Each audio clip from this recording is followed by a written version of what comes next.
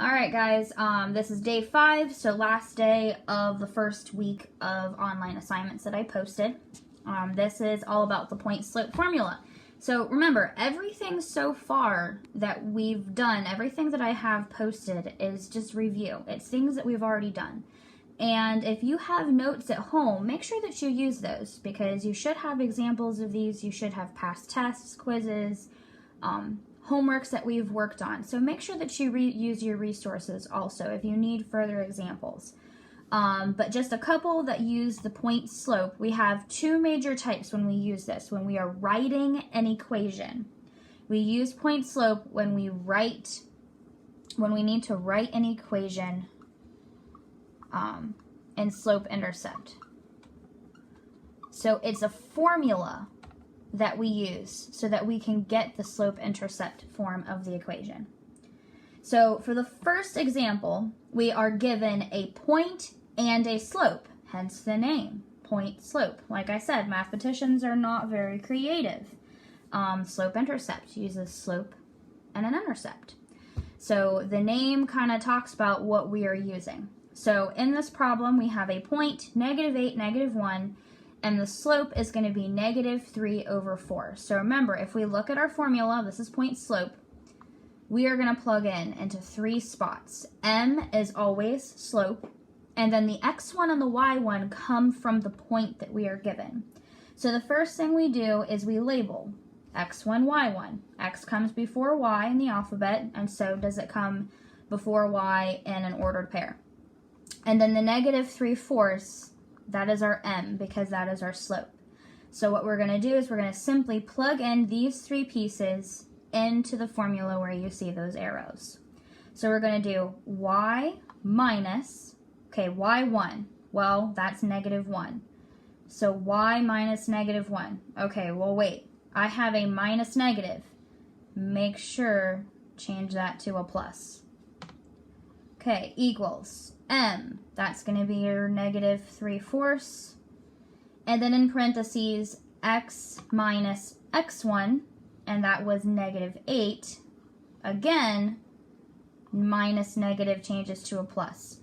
They only change to pluses if you get 2 negatives. So when you plug in a negative number after a subtraction, it changes to a plus. If you were to plug in a +8 here, it would stay x minus 8. So make sure that you don't just change it to a plus sign because you feel like it. That's not how we do math. You can't just do things willy-nilly. So minus negative is when it changes to a plus. Otherwise, keep it as subtraction. Once you have everything plugged in, we have to simplify. So that means we're going to distribute. So -3/4 times x, so -3/4 x, -3/4 times 8. So that's -24 divided by 4, that's going to be -6. And then we have to get the y by itself, so we're going to subtract 1 from both sides. So we're going to have y equals -3/4 x, and then that's going to be -7. This is our equation, written in slope-intercept form. That is your answer. So we use point slope when we're wanting to write an equation. So this is if we're given a point and a slope. The other one that they give us is if we're just given 2 points. So there's kind of one extra step here. That means we have to find the m first. We're not given m like how we were in this one. When we have to find slope, that's where the slope formula comes in play. So this little thing right here that never goes away. It'll always be there. So whenever we use our slope formula, remember we have to label x1, y1, x2, y2. Same thing with the parallel perpendicular lines. We're going to use the slope formula.